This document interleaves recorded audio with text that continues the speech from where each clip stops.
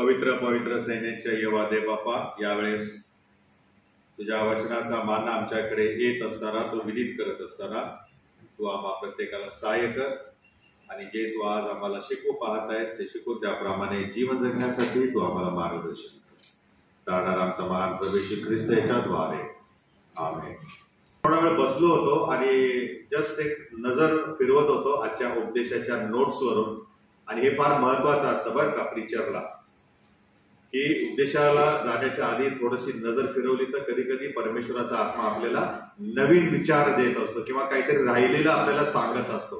पटकन पेन घेतला आणि मी ते लिहिलं, आणि फार महत्वाचा तो मुद्दा आहे, मी सांगेन पुढे.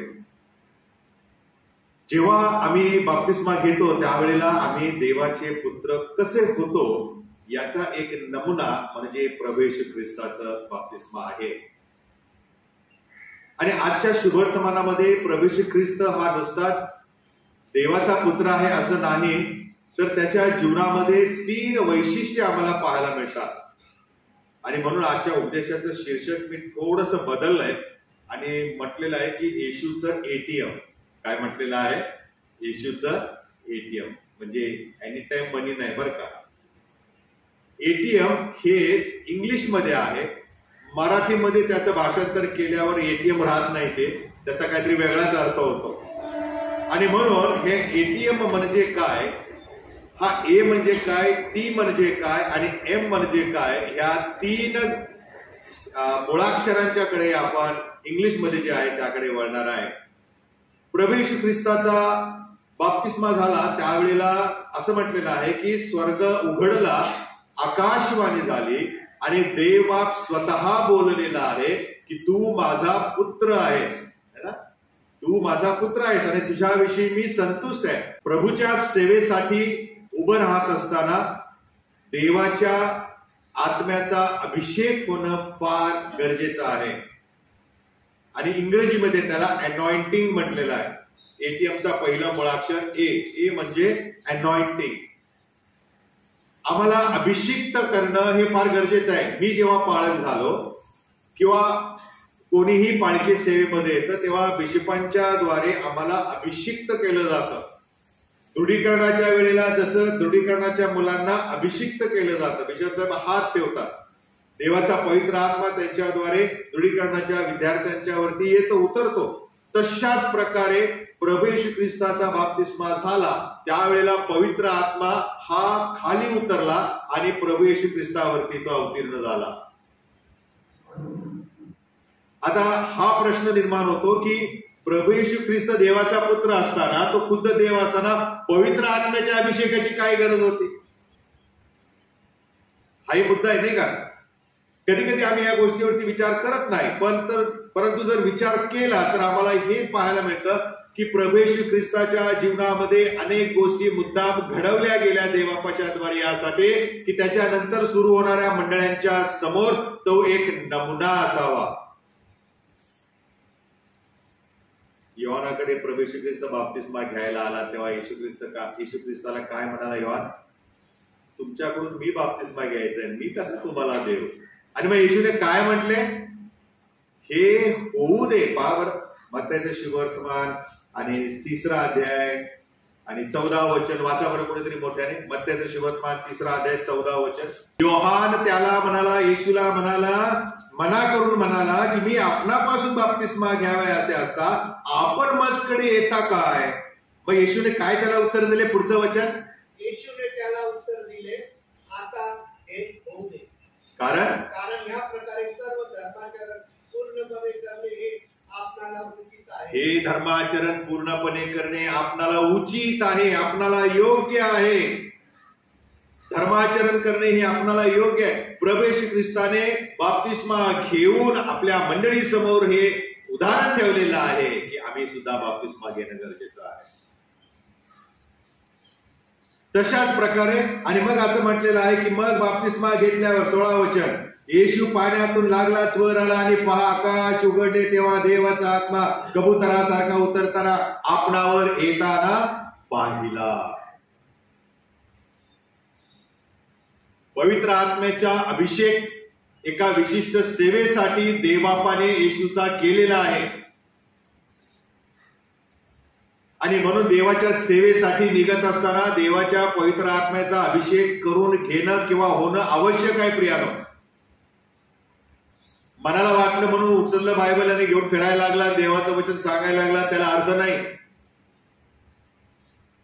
आम्हाला देवाकडून पाचारण होणं गरजेचं आहे. आम्हाला देवा त्याच्या आत्म्याच्या द्वारे अभिषेक करणं फार गरजेचं आहे. आणि म्हणून पवित्र आत्म्याने अभिषेक होणं हे येशूच्या जीवनातील अत्यंत महत्वाची अशी गोष्ट होती. मी विचार करायला लागलो की येशू ख्रिस्ताने सेवा 30 वर्षाचा असताना सुरू केली. यहुद्यांच्या चालीरीतीप्रमाणे एखादा मुलगा 13 वर्षाचा झाला की तो वयात आला असं म्हणत असत, म्हणजे तो पुरुष गणला जात असे. आणि मग जेव्हा प्रभू श्री ख्रिस्त 13 वर्षाचा झाला आणि मग 30 वर्षाची सेवा सुरू केली, 30 वर्ष असताना म्हणजे 13 वर्षाचा वाढदिवस झाल्यानंतर पुढची 17 वर्ष त्याने काय केलं. आणि शास्त्रामध्ये आम्हाला याचा जास्त ठोसपणे पुरावा जरी नसला तरी एखादा मुलगा आपल्या बापाच्या व्यवसायामध्ये त्याला नेहमी काय करत असतो, हातभार लावत असतो. प्रभू श्री ख्रिस्ताने 17 वर्ष पुरुष झाल्यापासून, वयात आल्यापासून, 13 वर्षाचा झाल्यापासून 17 वर्ष सुतारकीचं काम केलं. लोकांच्या घरातील टेबल खुर्च्या बाकडे बनवायचं काम केलं. आणि त्यावेळेला काही लाकडापासून काय आवश्यकता असेल लोकांच्या घरामध्ये आपल्याला माहित नाही, किंवा मंदिरामध्ये किंवा राजवाड्यामध्ये किंवा कुठे माहिती नाही. पण ह्या सगळ्यांच्या गरजा पुरवण्याचं काम सुतारकीच्या व्यवसायामधून प्रभू ख्रिस्ताने केलेलं आहे नासरेत येथे.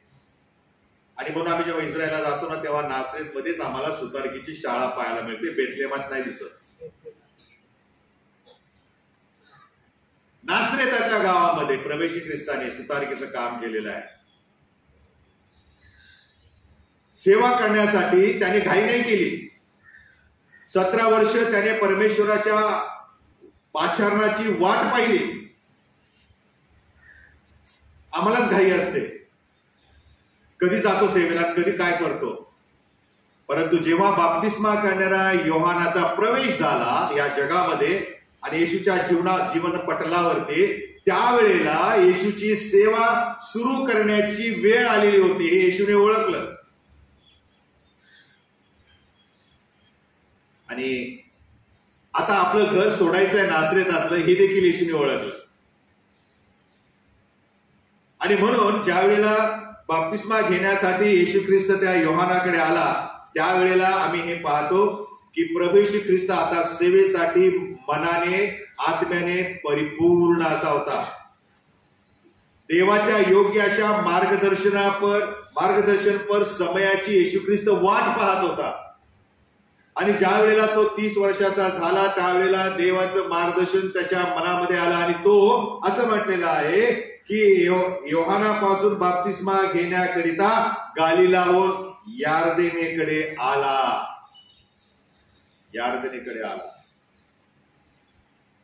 आणि ही फार महत्वाची गोष्ट आहे. आम्ही कधी कधी घाई करतो प्रियानं सेवा करायची आणि सेवेला प्रारंभ करतो आणि सेवा करत असताना विसरून जातो की आम्ही सेवा जी करत आहे त्याचा प्रमुख कोण आहे. आमच्याच पूर्वजांची जहागिरीने आपण कामं करायला लागतो, सेवा करायला लागतो. देवाचा पवित्र अभिषेक बाजूलाच राहतो, पवित्र आत्म्याचं वरदान बाजूलाच राहतं आणि मनानेच आम्ही सेवा करायला लागतो आणि समस्यांना आलिंगन देतो. प्रभू येशू ख्रिस्ताच्या घराण्यामध्ये त्याचा नातेवाईक पवित्र मंदिरामध्ये याजकाचं काम करत होता. माहिती का त्याचं नाव काय होतं? जकर्या. कोणाचा बाप होता तो?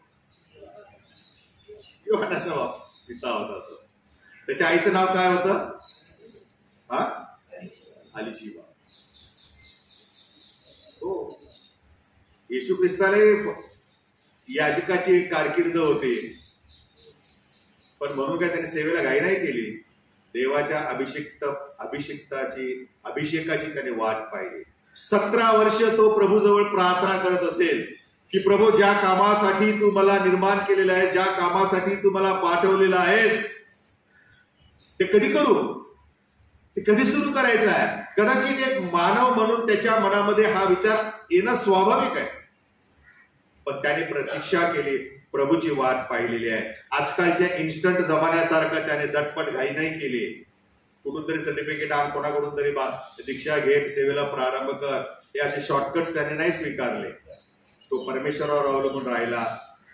परमेश्वराच्या पवित्र आत्म्याचा अभिषेकाची त्याने वाट पाहिली.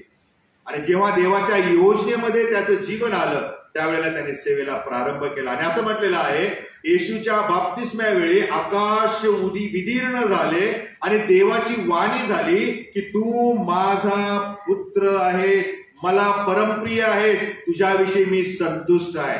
बघा, मी म्हणालो तिथं बसल्यावर मला एक विचार आला, मी लगेच लिहून ठेवला. तो विचार काय होता माहितीये का? मी म्हणालो, हा येशू तर देवाचा पुत्र होता ना, मग परत तिथे जगजाहीर करायची काय गरज होती की तू माझा परमप्रिय पुत्र आहेस? बारसे तयारी करत होते, माझ्या डोक्यात ते विचार चालू होते. आता तुम्हाला तर सांगायचं आहे आणि काय पण सांगून चालणार नाही. मी प्रभूजवळ प्रार्थना करत होतो बसल्या बसल्या खुर्चीवरती. आणि मग मला असं दिसून आलं की प्रभू येशू ख्रिस्त जन्मला त्यावेळेला ही वाणी झाली का की हा माझा परमप्रिय पुत्र आहे, याच्याविषयी मी संतुष्ट आहे? अजिबात नाही.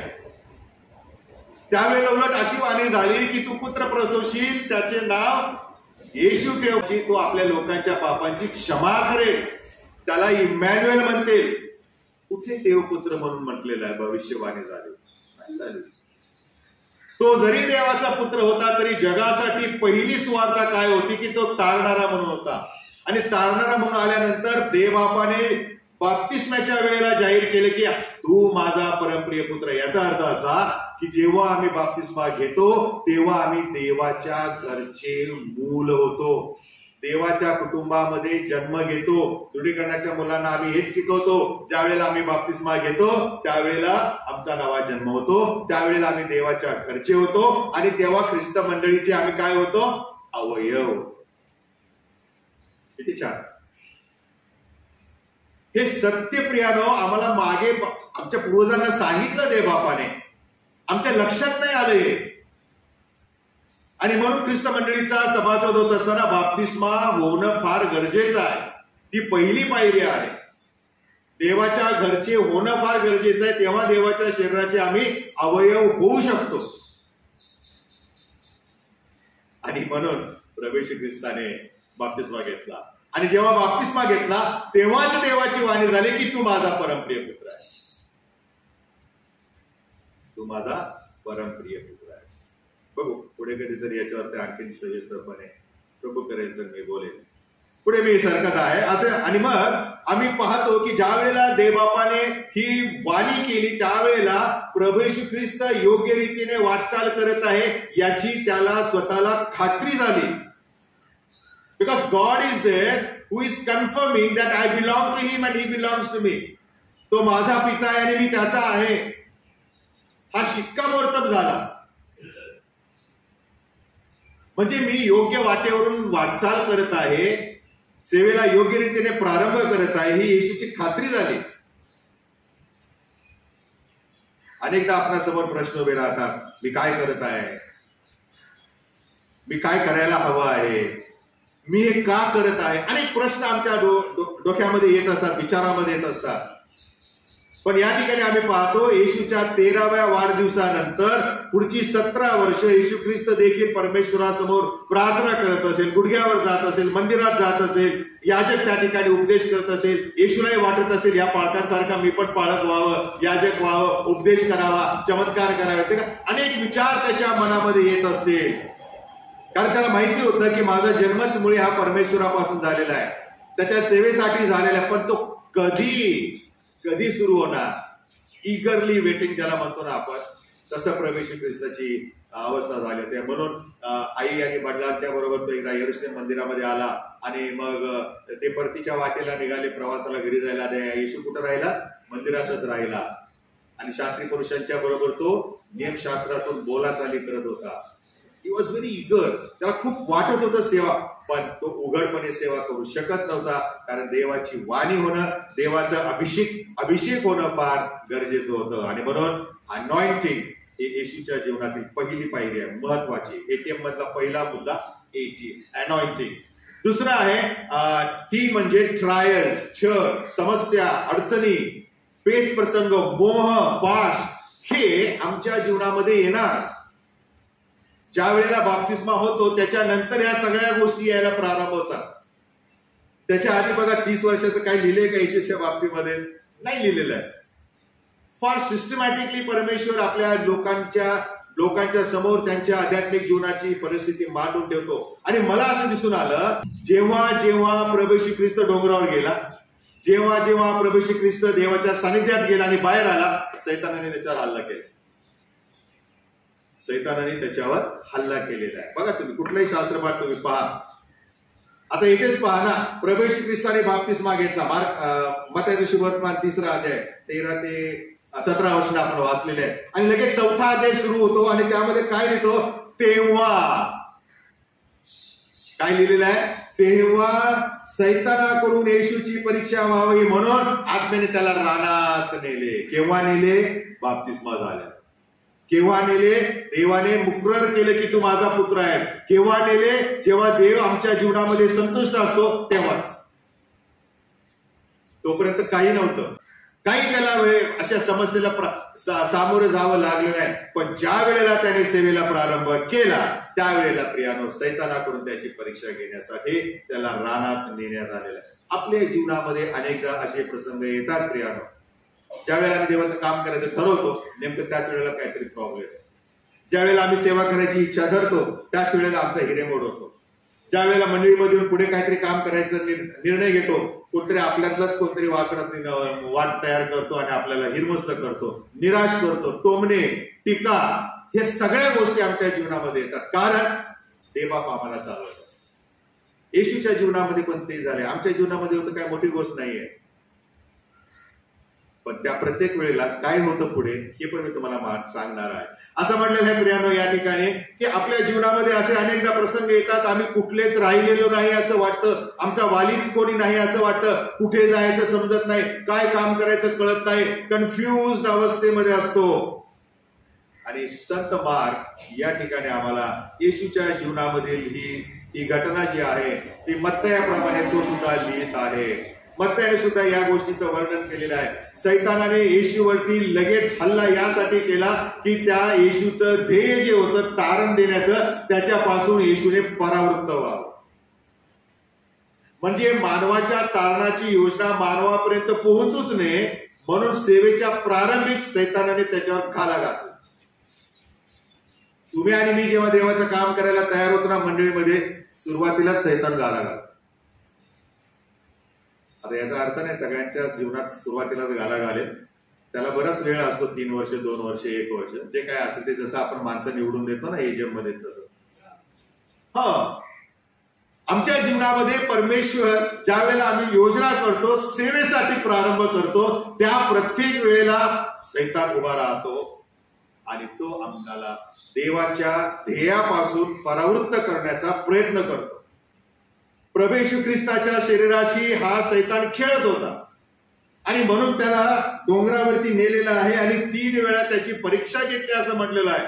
त्याला मोहामध्ये पाडलेला आहे आणि त्याला त्या सेवेपासून ध्येयापासून परावृत्त करण्यासाठी किती प्रयत्न केलेला आहे बघा तुम्ही.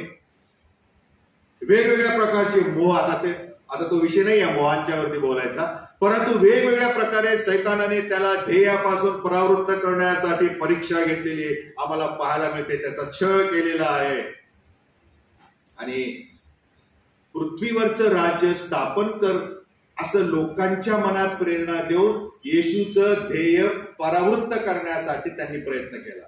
तो जाईल तिकडे होसाना होसाना प्रभूच्या नावाने. अरे मी तो म्हणतोय मनामध्ये, मी ह्याच्यासाठी आलो नाही. माझं राज्य जर इथे असतं तर पिलाताला काय म्हणाला, आज्ञा केली असती तर स्वर्गातून सैन्य खाली बोलवलं असतं, पण मला हे राज्य स्थापन नाही करायचं. पण लोक सारखं तेच म्हणत होते, होसाना होसाना प्रभूच्या नावाने येणारा राजा धन्यवाद. सैतान असा करतो, प्रशंसा करायला लावतो आमची आणि प्रशंसेमध्ये आमचा घात करतो. देवाने दिलेल्या सेवेपासून आम्हाला परावृत्त करतो. येशूची प्रशंसा केली सुरू, पण येशू त्याच्यासाठी आलाच नव्हता. येशू तारणारा म्हणून आला होता आणि तारण दिल्यानंतर मग तो राजा म्हणून येणार होता. लोकांनी पुढची पायरी अगोदरच घ्यायला सुरुवात केली आणि त्यामुळे तारणारा म्हणून त्याचा स्वीकारच केला नाही. त्याच्याकडे लोकांनी संदेष्टा म्हणून बघितलं, एक सर्वसाधारण मनुष्य म्हणून बघितला, त्याला धरला आणि वधस्तंभावर खिळलं. सैतान अशा प्रकारे आम्हाला देवाच्या ध्येयापासून, सेवेपासून परावृत्त करण्याचा प्रयत्न करतो. त्यासाठी तो अनेकांचा वेगवेगळ्या प्रकारे, वेगवेगळ्या प्रसंगातून आमच्यावरती तो हल्ला नेहमी करत असतो. आणि हे सर्व येशूने ओळखलं होतं आणि त्याला कळालं होतं की त्याचा संपूर्ण जीवन प्रवास जो आहे तो आता वधस्तंभाच्या दिशेने सुरुवातीपासूनच त्याने ओळखलेलं होतं. आणि म्हणून समझोता करून वधस्तंभावरचं मरण तो टाळू शकला असता की नाही. It was very easy for him. पण त्याने ते केलं नाही. कारण त्यांनी जर समझोता केला असता, कॉम्प्रोमाइज जर केला असतं तर तारण आमच्यापर्यंत पोहोचलंच नसतं. आम्ही नरकाचे कायम भागीदार झाला असतो. तेव्हाही पाप करत असतो आणि आजही पाप केलं असतं. आणि जरी आम्हाला तारणाची योजना मिळाली, प्राप्त झाली, आमचं तारण झालं, तरी आम्ही पाप करतच आहे. परंतु आम्हाला एक आशा आहे, एक दिशा आहे परमेश्वराने लावून दिलेली, की जे प्रभू येशू ख्रिस्तावर विश्वास ठेवतात त्यांचा पातकांची क्षमा करणारा परमेश्वर आहे. आणि म्हणून प्रभू येशू ख्रिस्त याला मोहामध्ये पाडण्याचा अगदी सुरुवातीपासून प्रारंभ झालाय. अगदी वधस्तंभावरती असताना देखील. परंतु येशू ख्रिस्त मोहाला बळी पडला नाही. आणि आश्चर्य म्हणजे त्याच्या बाप्तिस्म्यानंतर लगेच त्याला मोहाला सामोरं जावं लागलेलं आहे. पित्याची प्रशंसा झालेली आहे, पवित्र आत्म्याचा अभिषेक झालेला आहे. आणि डोळे उघडून पाहत होतं, त्याला रानात त्याला दिसला स्वतःलाच. अरे म्हटलं, हा मी इथं कुठं आलो? मी तर योहानाबरोबर त्या यार्दन नदीमध्ये होतो ना. मी परत वाचलं त्या ठिकाणी असं म्हटलेलं आहे, तेव्हा सैतानाकडून येशूची परीक्षा व्हावी म्हणून आत्म्याने त्याला रानात नेले. तो स्वतःहून नाही गेला, आत्म्याने त्याला रानात नेले. आणि ज्यावेळेला अभिषेक झाला, ज्यावेळेला वडिलांची, पित्याची खात्रीपूर्वक भविष्यवाणी त्याने ऐकले, खूप आनंद झाला असेल त्याला. पण पुढचाच क्षण आम्ही पाहतो, तो रानामध्ये डोंगरावर पोहोचलेला आणि त्या ठिकाणी त्याची परीक्षा घेण्यात आली. ध्येयापासून त्याला परावृत्त करण्याचा मोह सैतानाने 3 वेळा त्याच्यावर टाकलेला आहे. येणाऱ्या दिवसामध्ये, येणाऱ्या महिन्यामध्ये आपणास अशा अनेक कठीण प्रसंगांना तोंड द्यावं लागणार आहे. आणि म्हणून या प्रत्येक प्रसंगामध्ये देवाने आम्हाला दिलेले जे कार्य आहे, देवाने आम्हाला जे दिलेलं ध्येय आहे, ते आम्ही सोडू नये ही परमेश्वराची इच्छा आहे. कधी कधी हे सगळ्या समस्या येत असतात, त्यामध्ये आपल्या विश्वासाला तडा जाण्याची शक्यता असते. असं वाटतं कधी कधी हे सोडून द्यावं, कधी कधी असं वाटतं नको हे सगळं करायला. पण या सर्वांच्या वरती प्रभू येशू ख्रिस्ताने मात केलेली आहे, तो विजयी झालेला आहे. एवढा मोह होत असताना येशू ख्रिस्त घाबरला नसेल का? येशू ख्रिस्त अशक्त झाला नसेल का? आम्ही 3 तासाचा पेपर लिहितो तर 10 वेळा ते रुमालाने हात पुसतो, आहे ना. घाम फुटतो हाताला आपोआप, सगळं माहिती असून पण घाम फुटतो. येशू ख्रिस्ताला 3 वेळा परीक्षेला सामोरे जात असताना प्रियानो किती दयनीय अवस्था झाली असेल. पुढे लिहिलेलं आहे, शेवटी देवदूत आले आणि त्याची सेवा करू लागले, त्याला शक्ती दिली, त्याला ताकद दिली, सामर्थ्य दिलेलं आहे.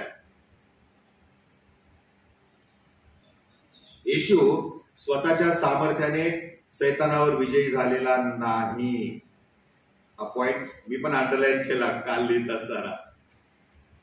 मी विचार केला की अरे हा तर देवाचा पुत्र होता ना, हा खुद्द देव आहे. मग सैतानाच्या त्या मोहावरती स्वतः त्याच्या ताकदीने तो विजयी झाला असेल? नाही. तसं शास्त्रामध्ये काय लिहिलेलं आहे पहा बरं. वचन 13, मार्काचं शुभवर्तमान 1 अध्याय वचन 13 वाचा बरं कुणीतरी. आणि सैतान त्याची परीक्षा पाहत असता तो अरण्यात 40 दिवस राहिला. तो वन पशुमध्ये होता आणि देवदूत त्याची सेवा करीत होते. देवदूत येशूची सेवा करीत होते. अरण्यामध्ये त्याला शक्ती देणं, त्याची मानसिकता प्रबल करणं, त्याच्या शारीरिक अशक्तपणा जो थकवा आहे तो दूर करणं, अशा अनेक प्रकारे दिव्यदूताने येशूची सेवा केलेली आहे, त्याला शक्ती पुरवलेली आहे आणि म्हणून तो विजयी झाला. असं रानामध्ये जर तुम्ही एकटे असाल ना, आता तुमचं रान वेगळं असेल म्हणा, प्रत्येकाच्या जीवनामध्ये विल्डरनेस असतो. अशा जागा असतात की ज्या ठिकाणी आपण सैतान आपल्याला एकटंच सोडून देतो. पण लक्षात ठेवा की अशा प्रत्येक वेळेला त्या रानामध्ये परमेश्वर आमच्या सोबत असतो. प्रभू श्री ख्रिस्त रानामध्ये एकटा नव्हता, तर त्याच्यासोबत देव स्वतः होता. अरे ज्या शद्रक मेषक अबेदनगोला त्या भट्टीमध्ये टाकलं, त्या ठिकाणी ते तिघच होते का? कोण होता त्या ठिकाणी चौथा? येशू ख्रिस्त स्वतः हजर होता. त्यांचा केस सुद्धा त्याने जळू दिलेला नाहीये. मग अशा या विचित्र अवस्थेमध्ये असताना, तप्त भट्टीमध्ये असताना जर देव आपल्या सेवकाची रक्षण करू शकतो, तर येशूची का नाही करणार? तो तर त्याचा देव स्वतःचा पुत्र होता. आम्ही त्या येशूवर विश्वास ठेवल्यामुळे देवाची मुले होण्याचा आम्हाला अधिकार दिलेला आहे. आणि म्हणून रानामध्ये एकटे असताना घाबरू नका. It is not. आणि म्हणून प्रभू आम्हाला नेहमी म्हणतो, भिवू नको. काय म्हणतो? भिवू नको, मी तुझ्या संगती राहणारा परमेश्वर आहे. आम्ही जेव्हा परीक्षेला उभे राहतो आणि लटलट कापायला लागतो, घाबरतो, त्यावेळेला परमेश्वर आमचे गुडघे स्थिर करणारा परमेश्वर आहे. प्रभू येशू ख्रिस्ताची सेवा देवदूत करत होते. तो रानात एकटे नव्हता, प्रभू त्याच्या सोबत होता. हतबल होऊन सोडून देण्याचा विचार कधी करू नका. लक्षात असू द्या, प्रभू तुमच्या सोबत आहे. दुसरी एक महत्वाची गोष्ट आहे, ज्या वेळेला असे प्रसंग येतात ना, त्यावेळेला आम्ही अधिक धैर्यशाली बनतो. आम्ही आजारी नाही पडलो तर प्रतिकार शक्ती निर्माण कशी होणार? बरोबर की नाही? आम्ही जर आजारीच नाही पडलो तर कधी कोणताही रोग आम्हाला होऊ शकतो, आणि प्रतिकार शक्ती नसल्यामुळे त्या रोगाला आम्ही बळी पडू शकतो. इम्युनिटी ज्याला म्हणतो आपण, इम्युनिटी पॉवर ज्याला म्हणतो, ती आजारी पडल्यानंतरच वाढते प्रिया.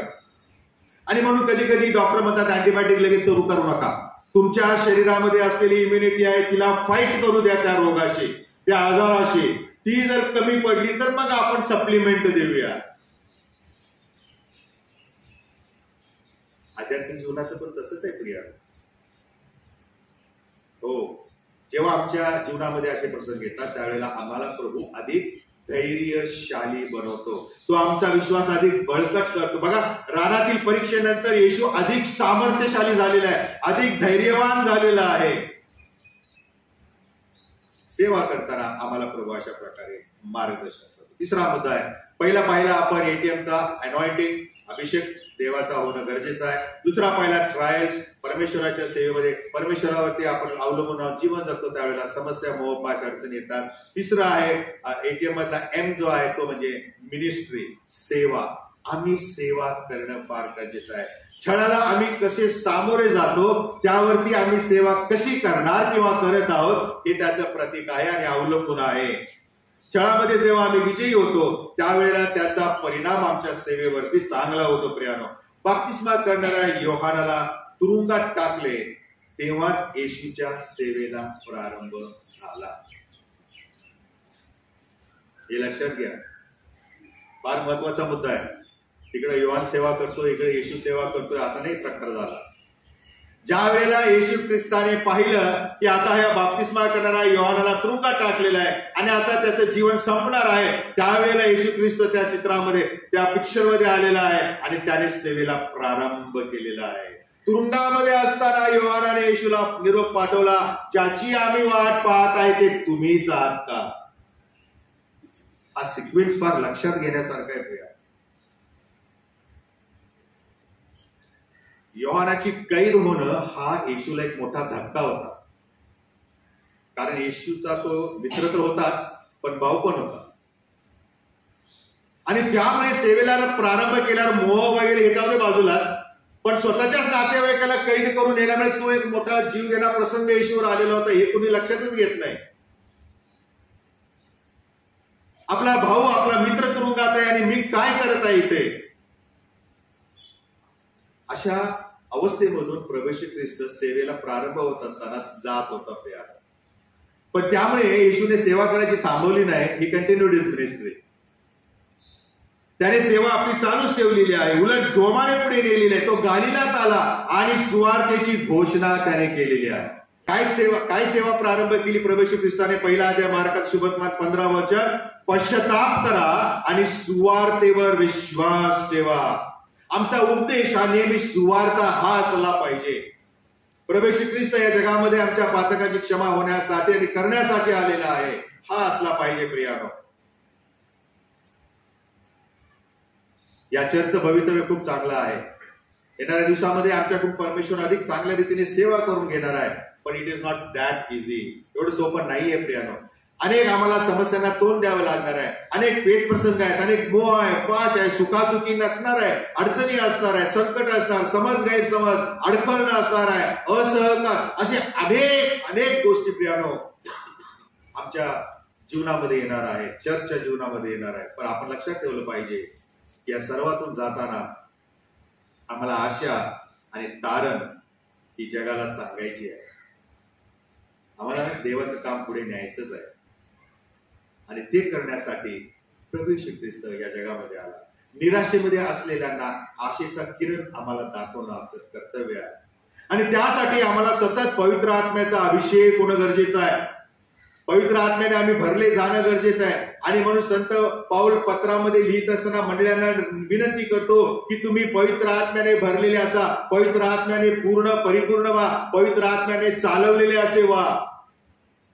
पवित्र आत्म्याचा अभिषेक आम्ही स्वतःला करून घेणं गरजेचं आहे. आमच्या दैनंदिन गरजा पूर्ण करण्यास देव उत्सुक आहे, पण त्यासोबत त्याची सेवा करण्यासाठी जसं प्रभू येशू ख्रिस्ताने बाप्तिस्मा घेतला आणि त्याचा अभिषेक झाला, आम्ही बाप्तिस्मा घेतलेला आहे, आमचा अभिषेक होणं गरजेचं आहे.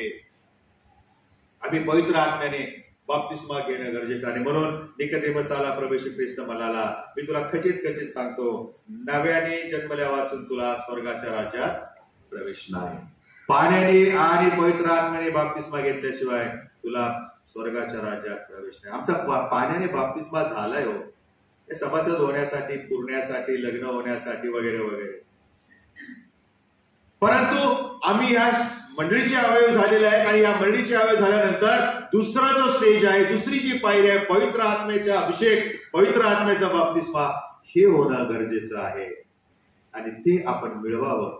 ही प्रभू येशूच्या बाप्तिस्म्याच्या आणि अभिषेकाच्या द्वारे प्रभू आम्हाला आज आव्हान करत आहे. आपण थोडे डोळे झाकूया, आपण 2 मिनिटं आपण स्तब्ध राहूया. प्रभू समोर आपण आपलं अंतःकरण उघडं करूया. प्रभूला आपण प्रार्थना करू की प्रभू देव बापा, मी तुला धन्यवाद देतो की तुझ्यासारखा पवित्र जिवंत देव मला सापडला, ज्याने आपला पुत्र प्रभू येशू ख्रिस्त त्या वधस्तंभावरती माझ्या पापांसाठी मरण्याकरता पाठवला, ज्याने बाप्तिस्मा घेतला आणि सेवेला प्रारंभ केला आणि त्याच वेळेला सैतानाने त्याला ध्येयापासून परावृत्त करण्याचा प्रयत्न शेवटपर्यंत केला. प्रभू आम्ही प्रार्थना करतो या मंडळीचे सभासद म्हणून आमच्यावर असे अनेक प्रसंग येतात प्रभू, पण त्या प्रत्येक वेळेला आम्ही ध्येय सोडू नये, तुला आम्ही सोडू नये, तुला अंतर देऊ नये, तुला बिलगून राहावं म्हणून तो आम्हाला शक्ती दे, सामर्थ्य दे, बळ दे, हीच प्रार्थना. आणि तुझे पुत्र आणि कन्या म्हणून या जगात राहण्यासाठी तो आमचं मार्गदर्शन करणारा आमचा महान प्रभू येशू ख्रिस्त याच्याद्वारे